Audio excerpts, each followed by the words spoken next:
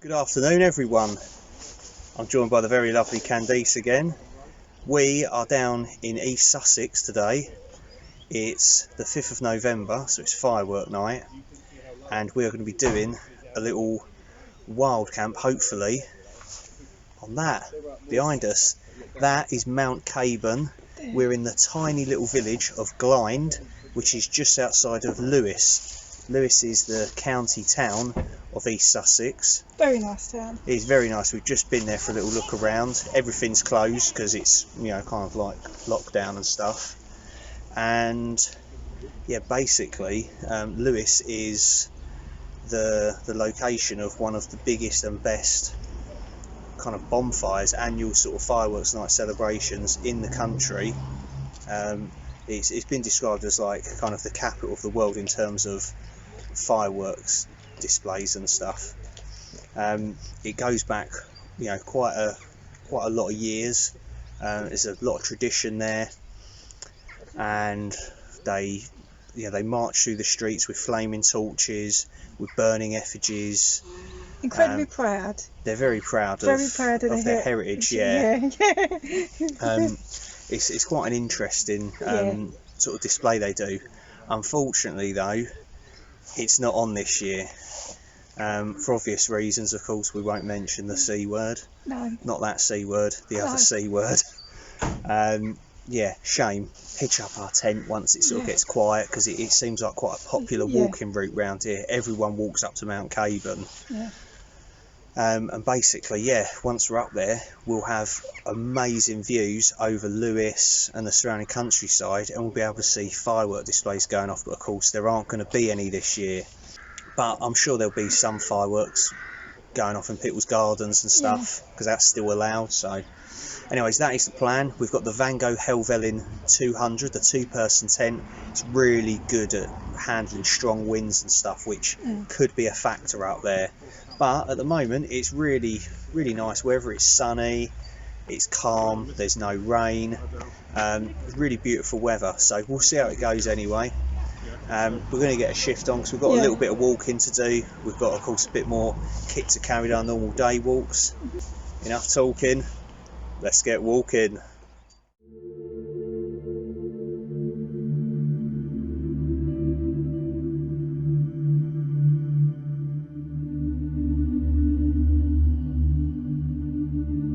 Mount Caburn is a 146 metre prominent landmark in East Sussex, about 1 mile east of Lewes, overlooking the village of Glynde. It is the highest point of an outlier of the South Downs, separated from the main range by Glynde Reach, a tributary of the River Ouse. It has only been called Mount Caburn since the end of the 18th century. The origins of the name are disputed. It has long been suggested that Caburn may come from Caer Bryn, Welsh meaning stronghold hill, though this is widely discredited. A rival explanation is that it was originally Cold Burr, Old English for Cold Fort, 1296, then Mount Caburn, late 18th century. Some local accounts allege that by the 18th century it was called Carber, and before that it was called Calborough Hill.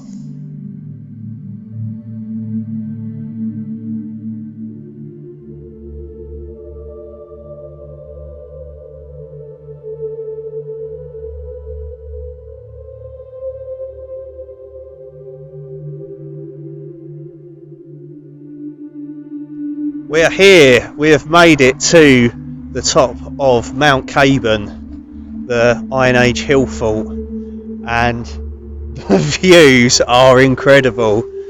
Like, that's the way we came up from, and then I'm going to pan you around this way. You've got over there, sort of down in the valley but still quite high up, is Lewes, where they have the Lewes bonfire. Well, not this year of course, but yeah, incredible town, full of history, so much stuff there. Like, me and Candice both said we could live there, and like we'd be near the coast, because I love the coast and the sea. We'd be near the South Downs, we'd be near things like this. Brilliant. There's the sun setting over the South Downs Way, the ridge of the South Downs, the chalk ridge. It runs for 100 miles from Eastbourne to Winchester is over that way, and then the other side of that is the sea.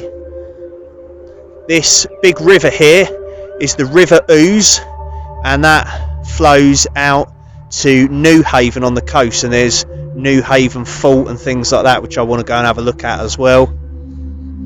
I'm going to try and do the South Downs Way next year. I cannot wait to do it, and we just got up here in time for some sunset. I was nearly going to say sunrise then. And it's pretty empty here, so I reckon we're going to be fine camping. In fact, one guy said, "Are you wild camping?" He actually said, "Are you wild camping?" I went, "Yeah," and he went, "Oh, brilliant." He thought we were going to camp sort of further down in the valley, and I went, "No, up on here." And he went, "It's going to be really windy," and I went, "We've got a decent tent. I think the tent will be all right." There she is. She's done really well again. It was a bit of a climb, but she made it. She's done really well, and we sorted her rucksack out, adjusted it, and it's apparently it feels a lot better now. I just think this is incredible that it's not windy up here at the moment. It's so calm. It's so calm. You could work on your suntan at the moment. This is brilliant. Anyways, we're missing that sunset.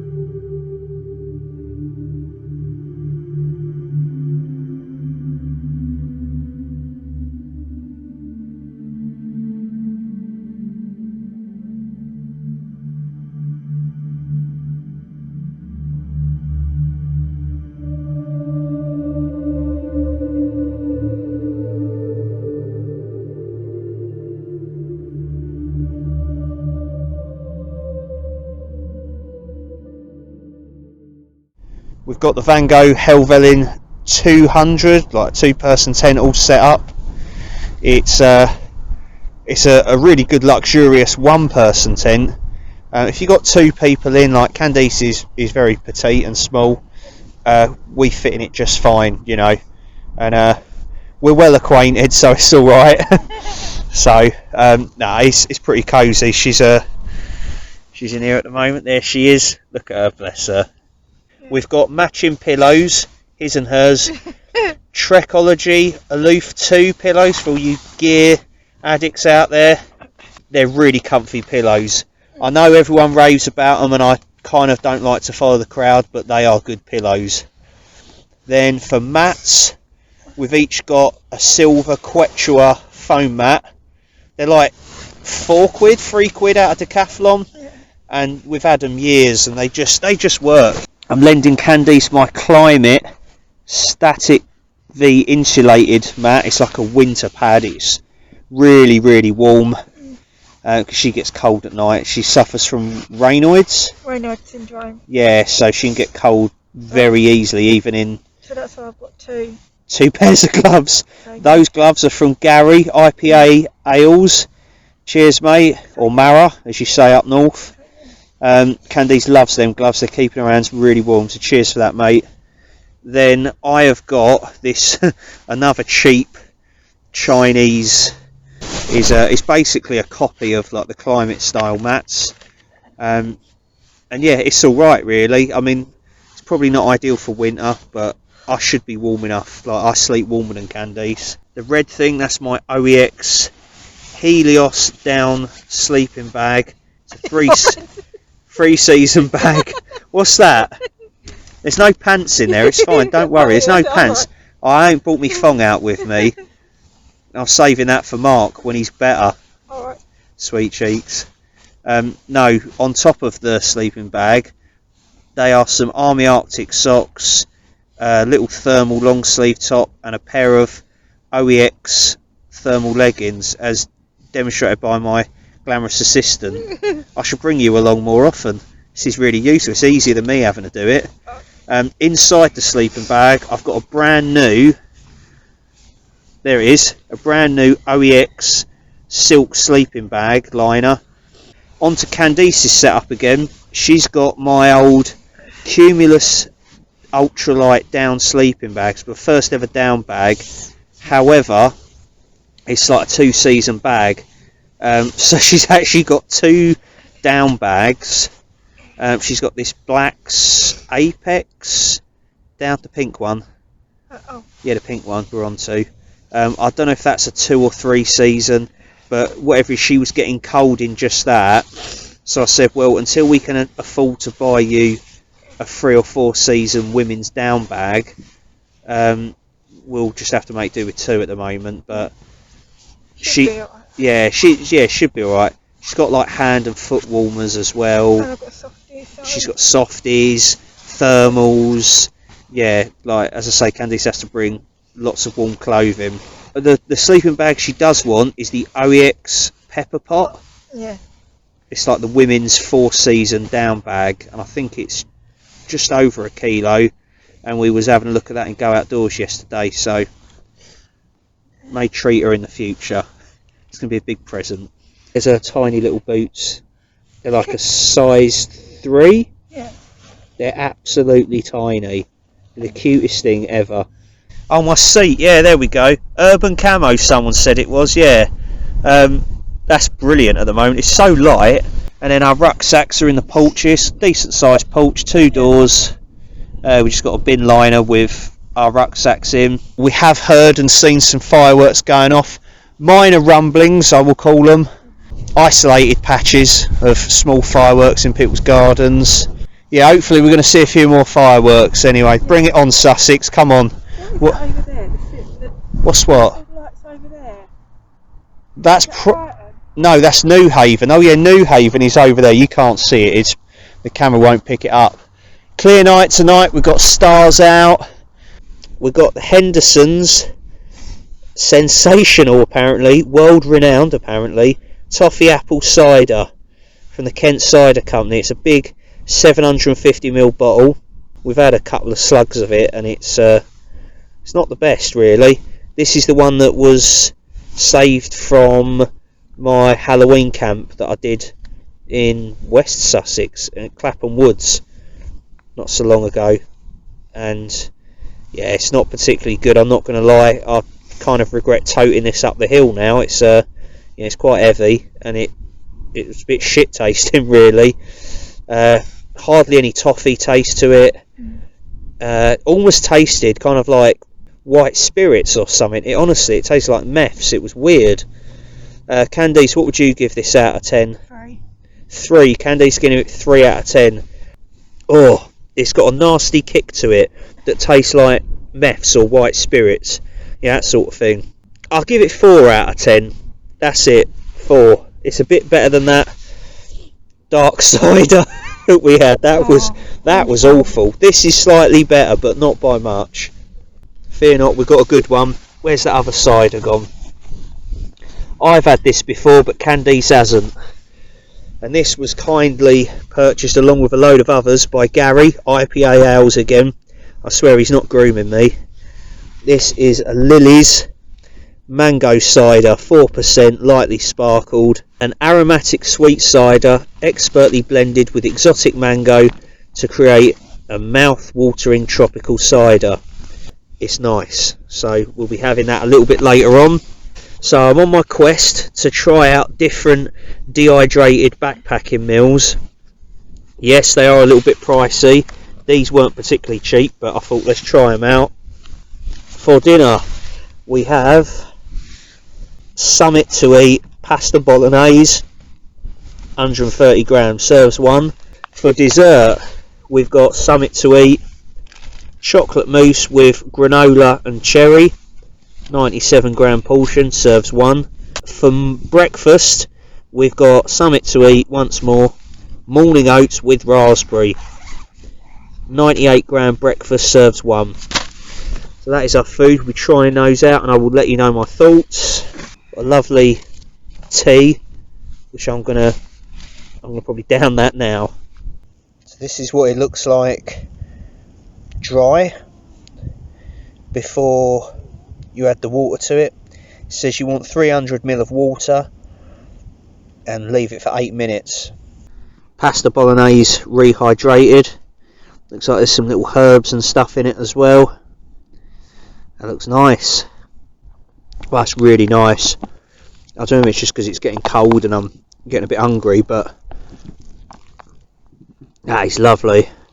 I put this pouch, sealed it up, put it in a dry bag, and then put that in my down sleeping bag in the tent, just so it wouldn't get cold while it was rehydrating.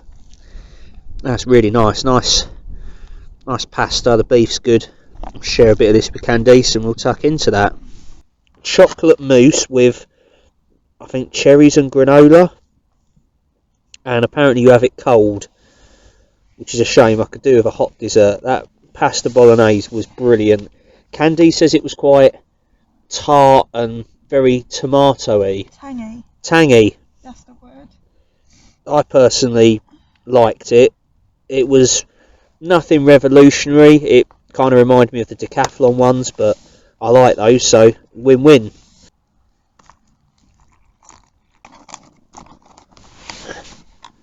Oh, sounds like Glynde's got some fireworks going on down below. The chocolate mousse rehydrated. Now that's actually slightly below the recommended fill line, and it is really, really runny. We can see loads of fireworks going off on the horizon, on the coast down at New Haven. There we go. Check this out. That's very runny. The crunch of the granola really complements the chocolate mousse. Rich chocolate sort of taste to it. It doesn't taste cheap or artificial. It's really good. It'd actually be quite a good breakfast, I think. It's nice. It's thickened up a little bit, but not a lot. It's hardly what I'd call a mousse. And I actually put slightly less water in it than they wanted, because you find that with dehydrated meals you don't want to put too much in them. You can always put a little bit in and then add more if necessary. You can't take water out.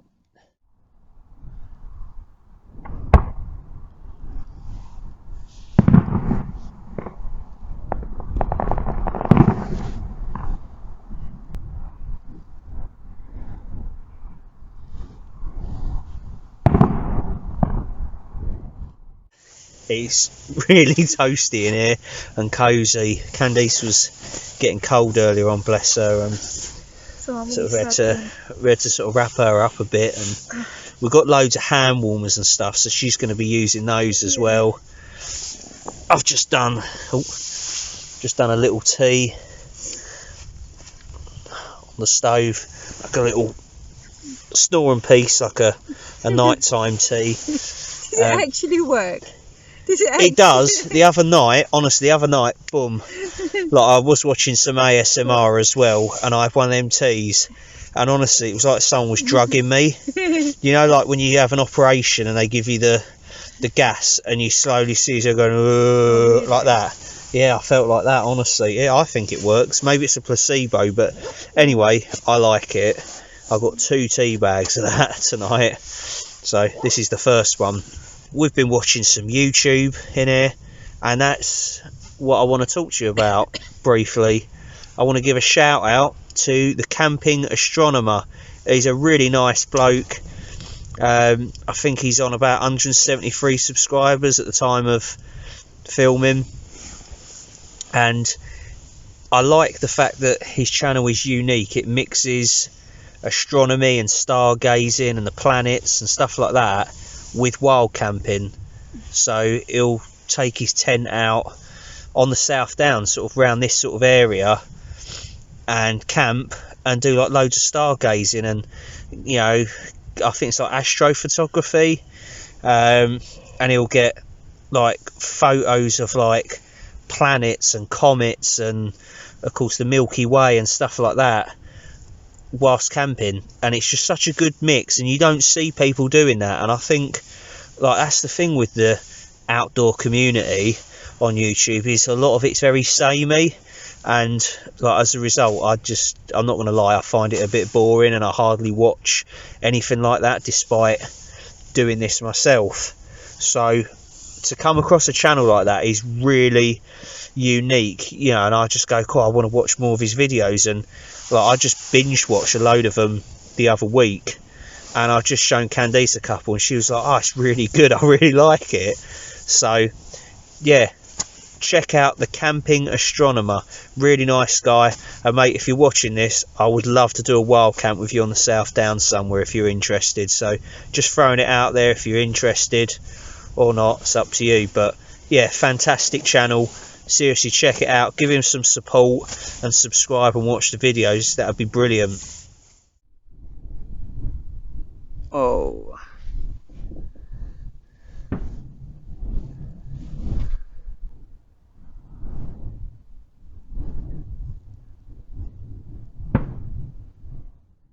some people have just turned up, and they've got some bangers with them, but they're not sure if they're going to work, so we're going to see. So we're going to have our own fireworks up here. Here we go. Bloody hell. Yeah, they work. I'm glad that made my ears ring. I'm going to stand quite far back, I think, because you know, you've only just met someone, you don't know what their firework skills are like. Here we go.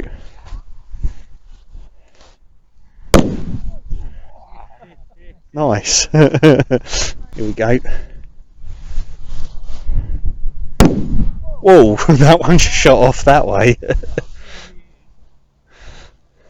I apologise to anyone watching this video with headphones.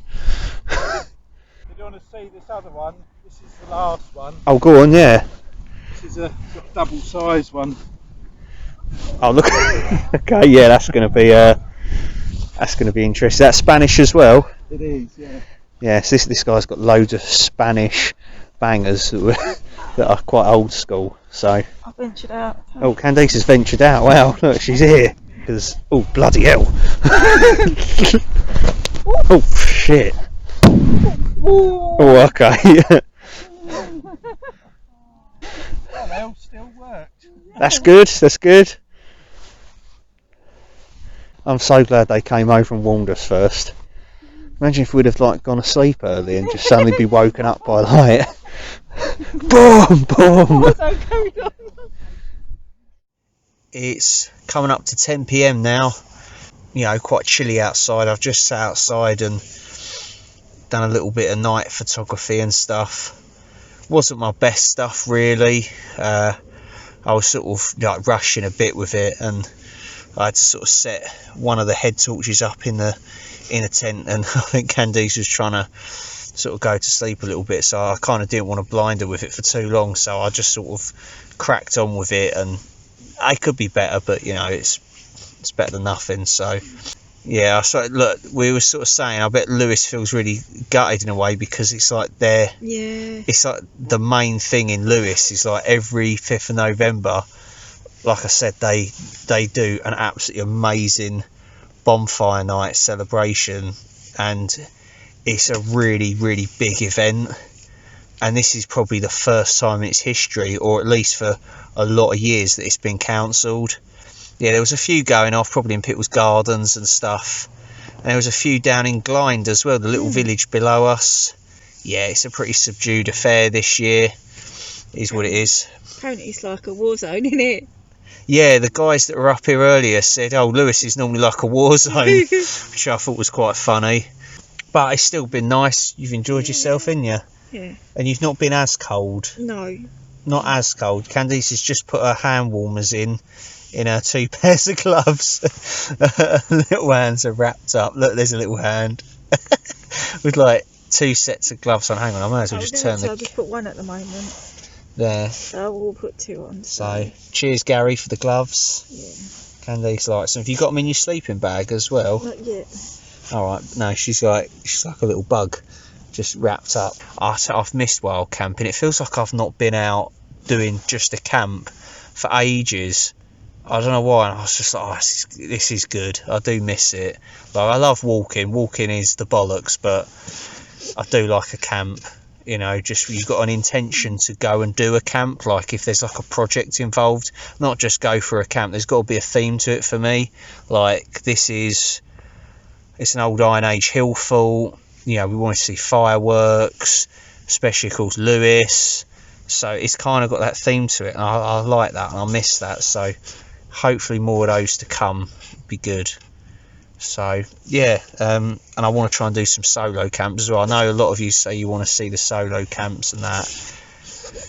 And yeah, now that we're locked down again for another month, I'll try and get out and stuff. Candice just kicked the light over. Sorry. It's all right. It's fine. I need to buy another filming light, really. The last one I think got water damaged. I've got my final sleepy time tea, so there's 2 of them. It should have knocked me out. I'm gonna probably sleep like a heroin addict, I reckon. So softy trousers on, thermals on, absolutely toasty.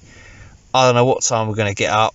I'm gonna see what time sun rises, and I'll probably set an alarm for then. I'll poke my head out the door, see if there's a sunrise. If there isn't, go back to sleep for another hour or so, depending on when sunrise is. Anyways, waffling on. Right, enough yawning, and we will see you in the morning. Night, everyone.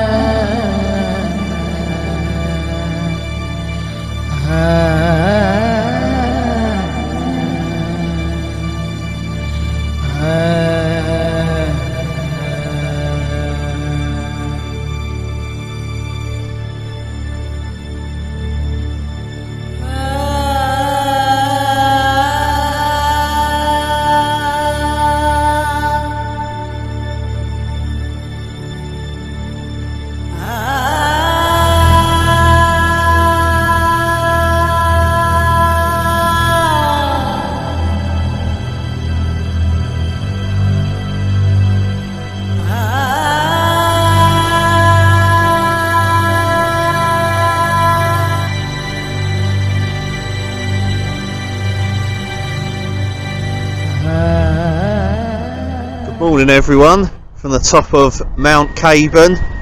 We've witnessed probably one of the best sunrises I've ever seen, especially on the South Downs anyway. It was cloudy, so you couldn't actually see the sun itself, but like the light it was giving off against the clouds was just absolutely incredible. And yeah, like it's when Candice got up to go to the toilet, she sort of shook me awake before my alarm went off and went, "You should check this out."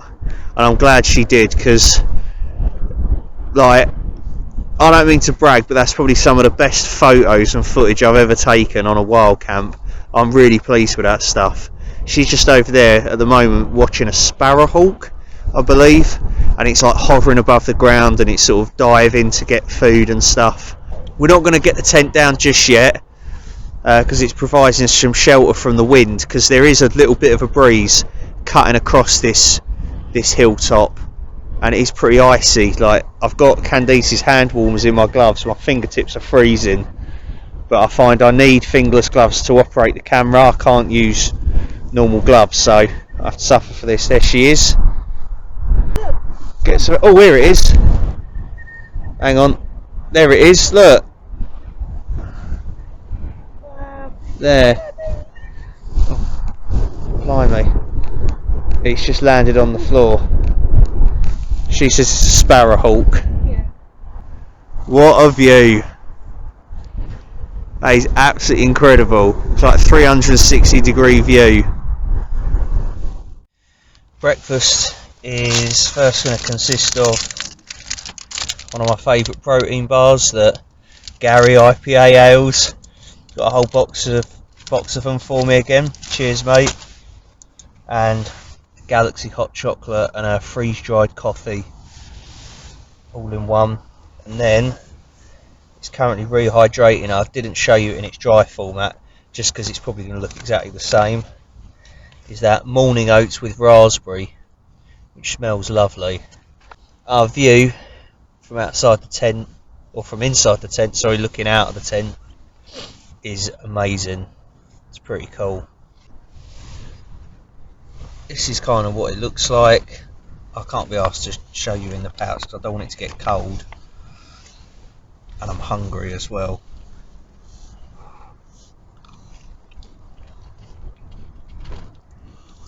That's bloody good. Do you want to try a bit of this? It's really good. No. Oh, alright.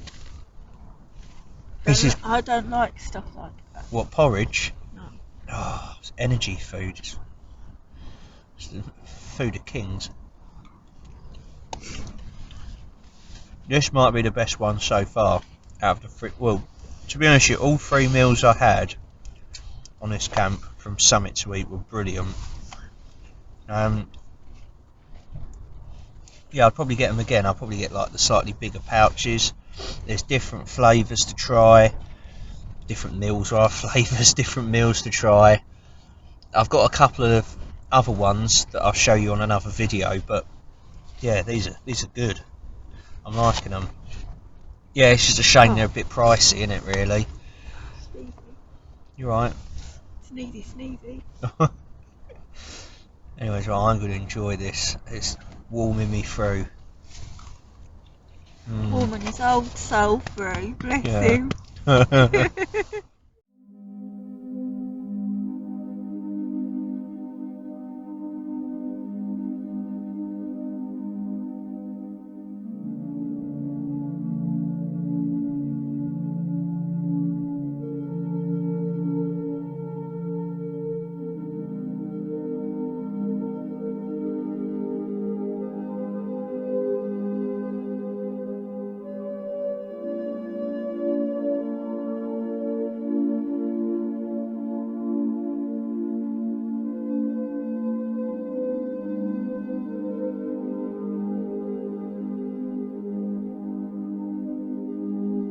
On the summit of Mount Caburn are the remains of an Iron Age hill fort.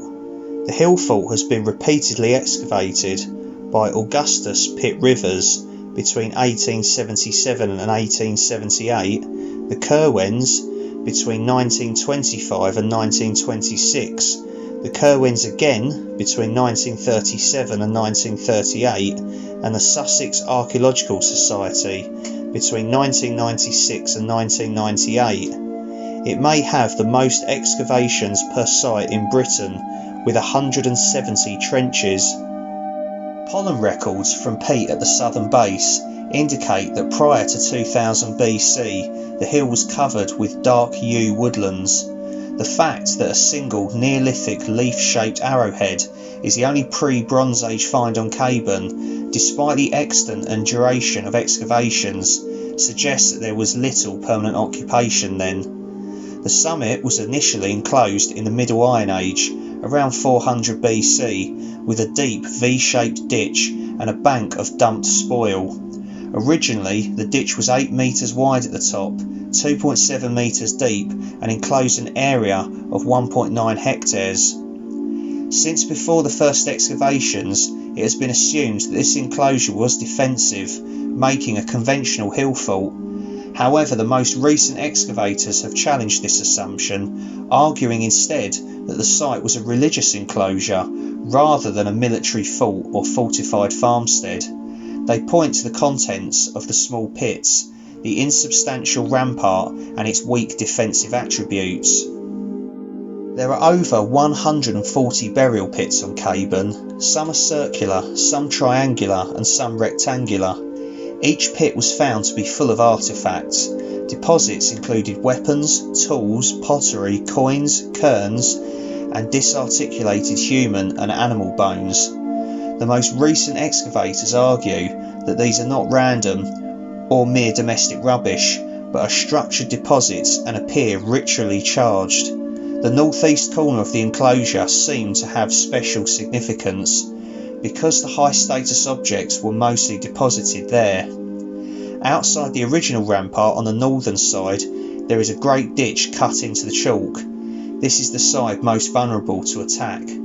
This outer ditch has long been assumed to be a late Iron Age refortification, perhaps in response to the threat from Rome. That assumption has now been disproved.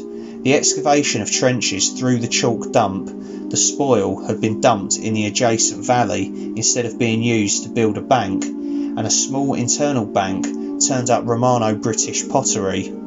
Therefore the outer ditch is Romano-British or later, perhaps a Saxon measure against Viking raids. Caburn has only been reoccupied sporadically since the Great Northern Ditch was built at the Norman Conquest and during Stephen's reign.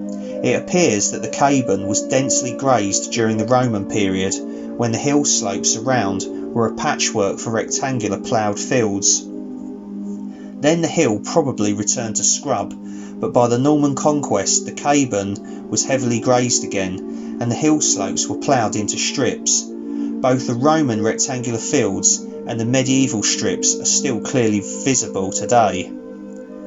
Over later centuries, the dominant agricultural activity became sheep grazing.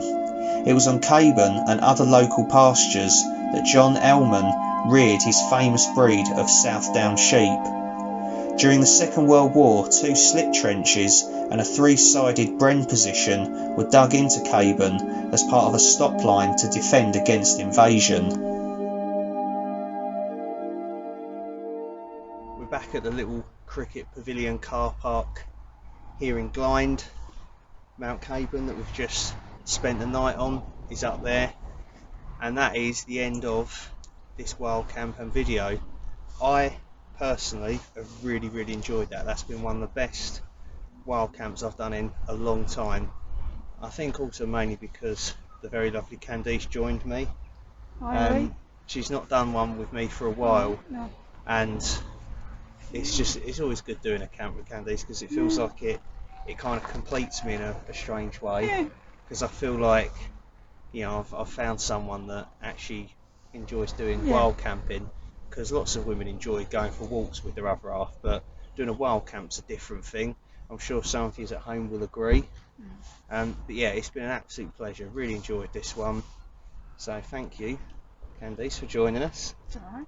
And thank you for joining us as well. I hope you've enjoyed it. We certainly have, haven't we? Yeah, if you're in the area, please come. It's a really good little walk up there, isn't it? They've got a good view. Yeah. In the area. It doesn't take very long to get up there. It's a little bit of a steep climb, but trust me, it is absolutely worth it. Yeah. So yeah, that all that leaves me to say is thank you for joining us. Thanks for watching.